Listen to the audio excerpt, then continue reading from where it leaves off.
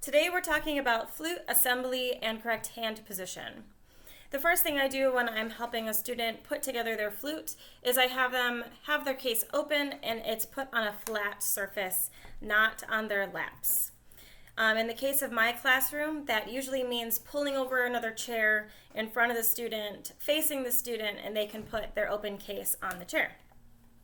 As I grab items from the case, I continue to reinforce the vocabulary by calling each piece its name. So I would say, grab your head joint, grab your body, and then I show them on the body.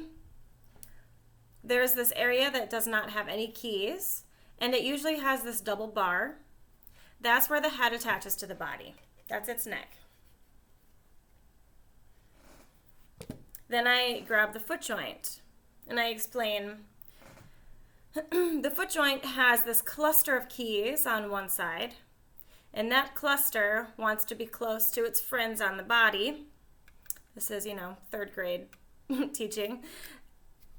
So that's where the body connects to the foot joint. Then I explain how to line everything up. For beginners, or if it's the first time I'm seeing a student, no matter what their age, I ask them to find the embouchure hole and do their best to line it up with the first key on the flute, which we do not use, but it is good for lining up. If they're young students, I might kind of turn it into a game to see who can get it the most centered. And then after they think they're done, I'll find a ruler or a pencil and really play it up. Who's got it the straightest? But this is a good way, or a good neutral place for the head joint to start. If it's a new student or if it's a student who has never played flute before. Then I explain on the foot joint rod should point up the middle of the last key. So everything is centered. And of course, depending on the hand size of your student, you will be adjusting this as necessary. I've never seen anyone have it too far really off from center, but everyone is built differently. Same with the head joint. A more established student may find that center lineup is not their best sound. This is just to get someone started. Okay, now hand position. There are 3 main points of contact and balance to hold the flute correctly, safely, and efficiently. So point number 1 is the right hand. I usually have them do the right hand first. It's easier to find the keys and the hand position is a little more natural. So I have them put their hand at their side and ask them to hold a suitcase, which means they curl their fingers under at their side. Then I ask them to bring that hand up and make like a claw at me. And then I ask them if they can, or if I have to do it if they're too young, I ask them to put the flute in their hand. And I help guide them. I help them explain where the fingers, where the goal is, where the fingers are supposed to be. And then I ask them to keep the weight in their other hand, just holding the flute somewhere. And how relaxed can you hold your hand on that part of the flute? Most of them, this is about what their hand position will look like until they start playing, and then their thumb starts wandering and doing weird things. But this is about the correct hand position. There is quite a gap between my palm and the tube. If you see a student's palm getting too close to the tube, that's a sign they're going to have tension and interesting technique. So talk about keeping the palm away. So then to enforce that, we'll have them take the flute away and repeat the process 2 or 3 times extra. Once that feels stable, we'll move on to the left hand. For the left hand, I tell them to make a flat hand with every finger pointing to the ceiling.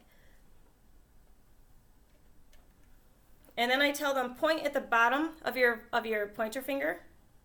Find that bottom. And that's where your flute is going to touch your hand, at the bottom of the first finger.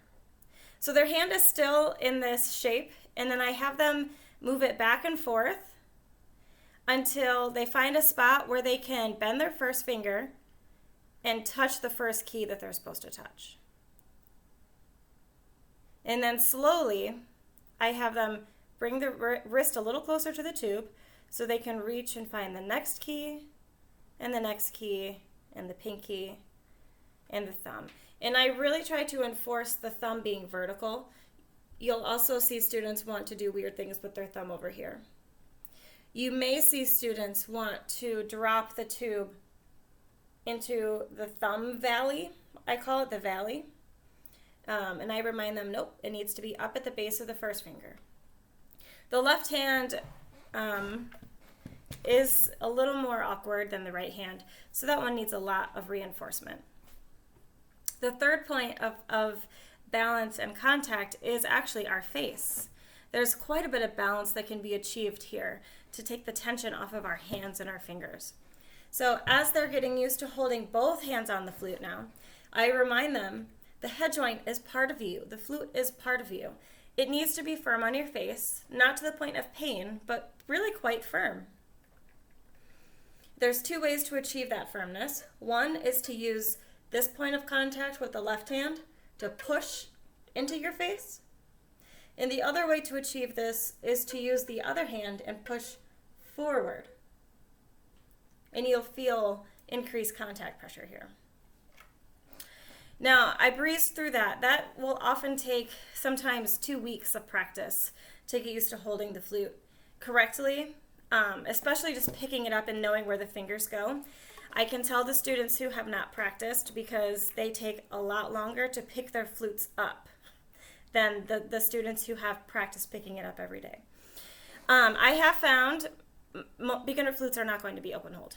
I have found that with the closed hole flutes, you can put stickers on the keys that they press. This does not hurt the instrument. I have asked instrument repair people. They say that's fine.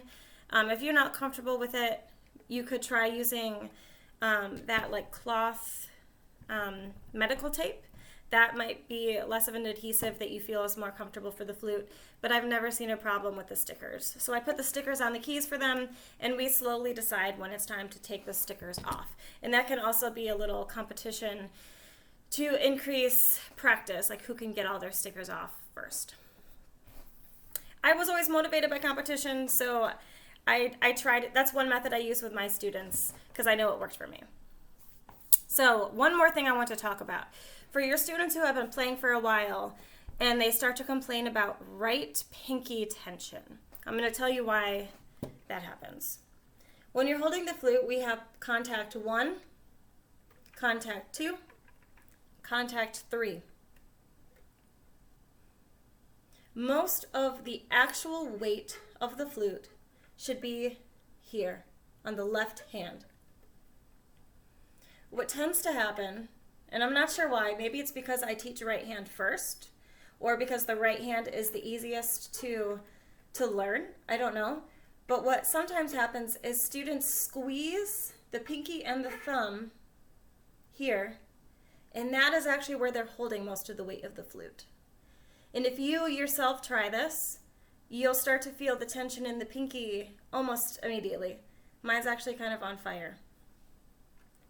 So what I have the students do who experience this pinky tension is I have them release the hand, kind of stretch it out, and I ask them to balance it truly with just the face and the left hand, and to slowly add the right hand when they're ready to see how little pressure there needs to be on the thumb and pinky. Sometimes what I'll also have them do is practice holding the flute and release their thumb over here. That immediately makes the weight of the flute go to the left hand and face. That's not something you may need to talk about on day 1 or day 2 or day 3, but as the student progresses and they start feeling tension, that is probably what's happening. If you have questions about flute posture, flute hand posture, or assembly, leave a note in the comment and I will address it. If you thought this was helpful, leave a note. If you disagree, leave a note. I love to hear different ideas or different beliefs or different attitudes. So let me know what you think. But this is how I've been teaching flute for over 10 years. So thanks for watching.